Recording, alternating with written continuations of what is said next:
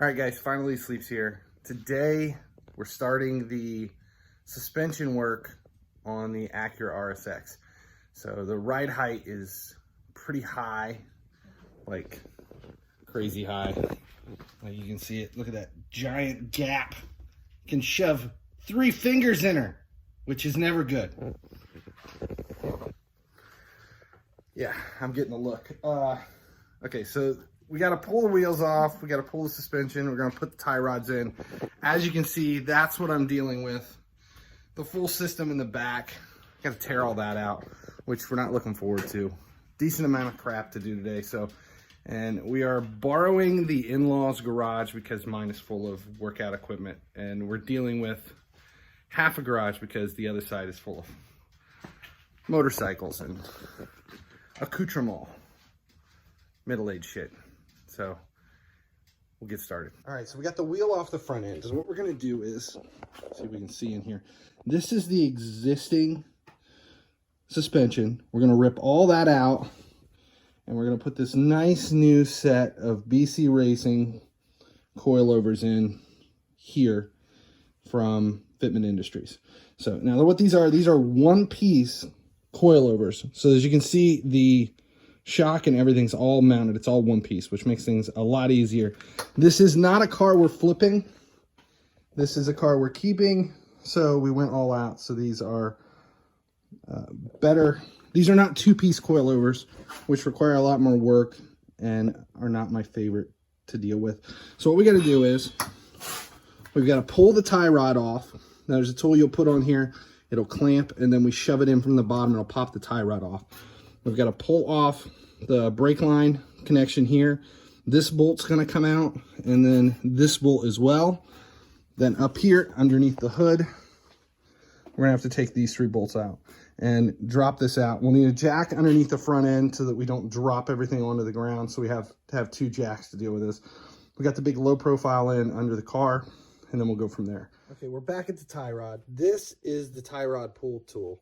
So what we're going to do is we're going to slip this on here, as you can see it, and we're going to tighten it up until it's close to the pin. Now what that's going to do is, as we crank this down, it's going to pop the tie rod end out of there. It's just going to pop it up.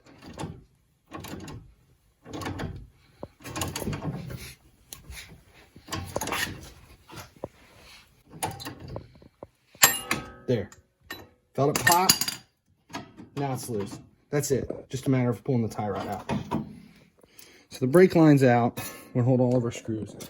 Pull the brake line off here too as well. We've got this nut loose. Now we can gain access to this one. So that's it. We got one here, top and the bottom bolt. And then we gotta get up top and pull the top hat off. It's a 15 millimeter, but we want to be able to break them. So we're just gonna pull these 3. Okay, so now that we've got them broke, just gonna take the 3 hi-hat bolts off, or the top hat bolts off. Now we've got the new tower in the coilover, and go up here. See, on the top though, we had to line it up. This is not a standard pattern, so we had to figure out which configuration it worked out.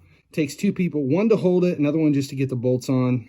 Nothing's tight, it's just in there for now. Now we're gonna start basically going in reverse and hooking it all back up. The last 15 minutes, we've been trying to get the axle back in. Once the axle comes out, it drops down and then it gets stuck here.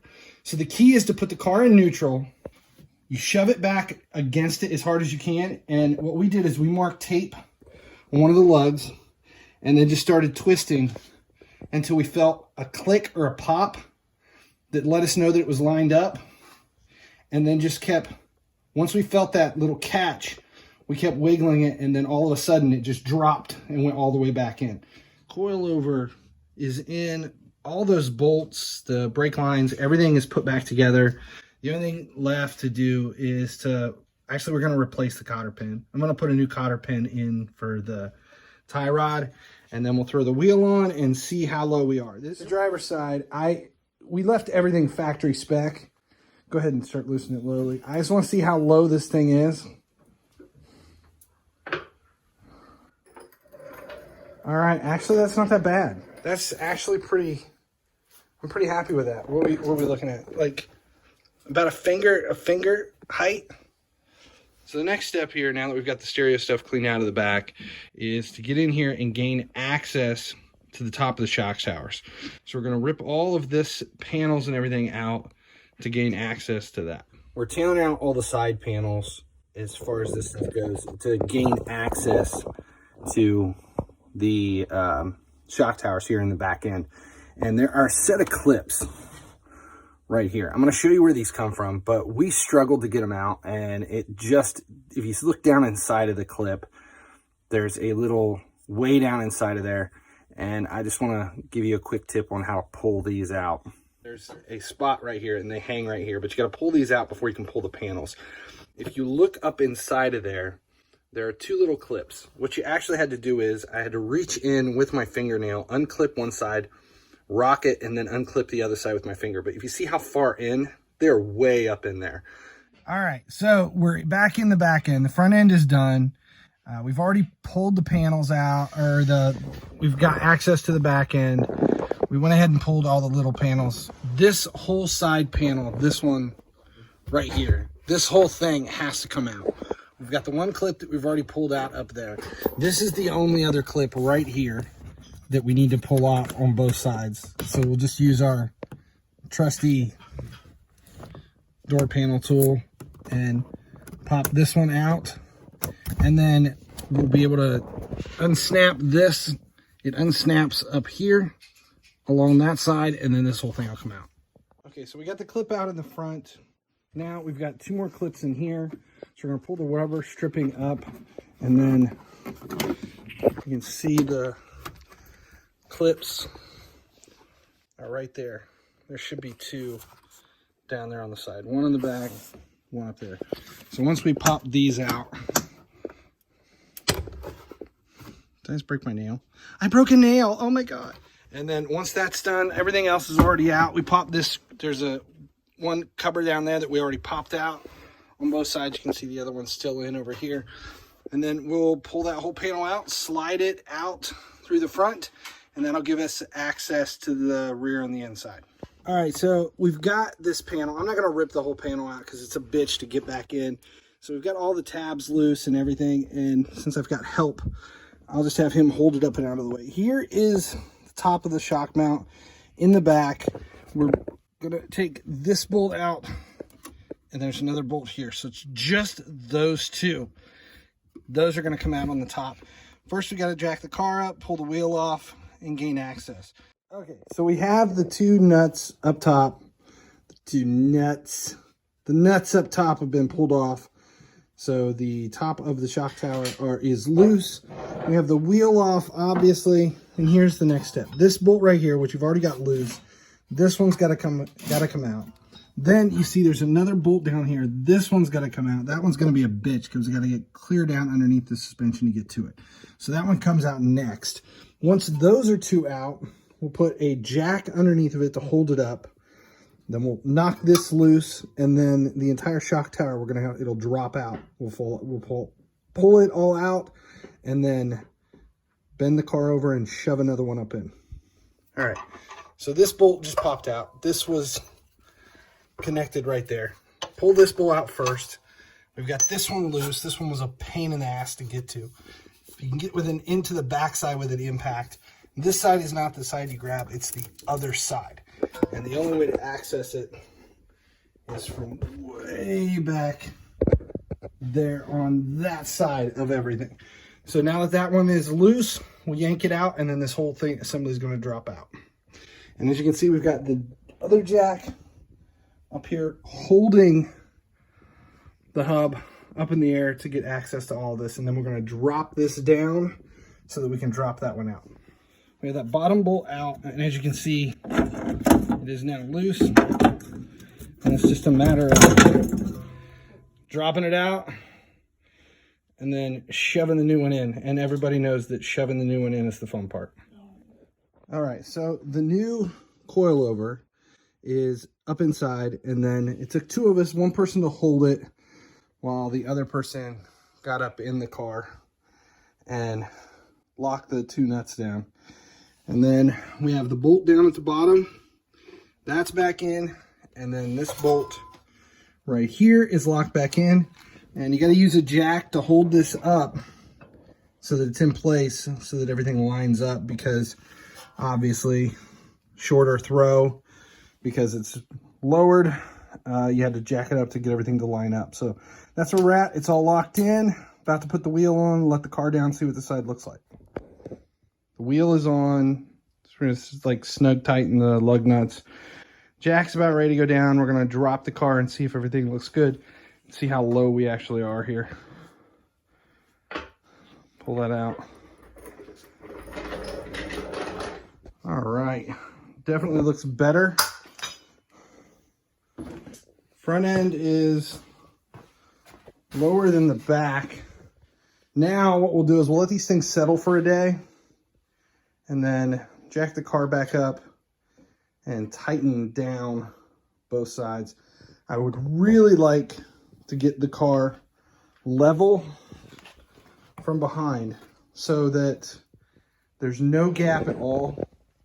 I want to get rid of that wheel gap altogether in the back and then figure out where we need to be in the front. And we've let the car settle overnight because, you know, the springs, the ride height is going to come down over as the springs start to settle. So we came in and we have too much gap on the rear end. So we're going to pull the wheel off and make some adjustments to the coilover, and we'll take a look at that now. So what we're going to do is we're going to loosen the bottom thread and we're going to pull it up as high as we want so that that gap here between the two black, the black threading, we're going to get that to where we want it. That is our ride height. So if we bring this up 1/4 of an inch, so we brought this up 1/4 of an inch, the car is going to lower 1/4 of an inch.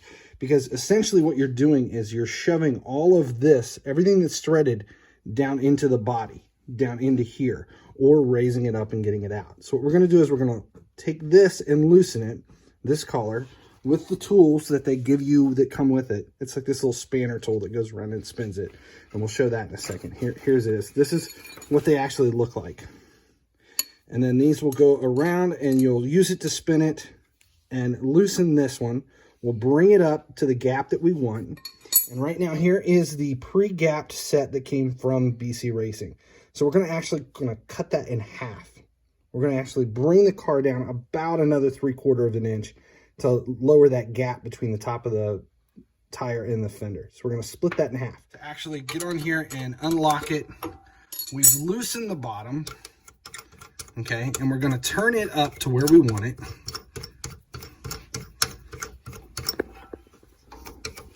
We're going to set that gap about right there. That's kind of where we want it. Then I'll take a set of calipers, I'll measure it so that we can meet the other side. So now we're going to turn the entire assembly clockwise, this direction.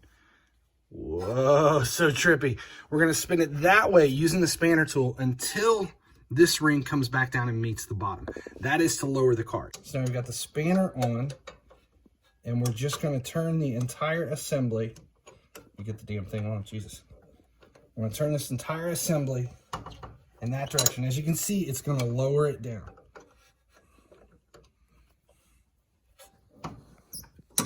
We're turning the entire assembly until that bottom ring meets the bottom.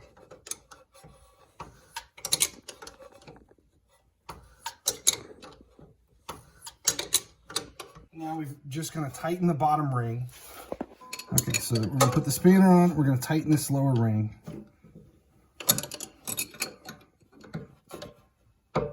And lock it all down. All right, so that's how far we've brought the ride height down on the rear end. So we're down to that much. And now we're going to take the calipers and measure it so that we can match it on the other side. 2.13. We're at 2.13. That's our gap. Because I'll drop that motherfucker.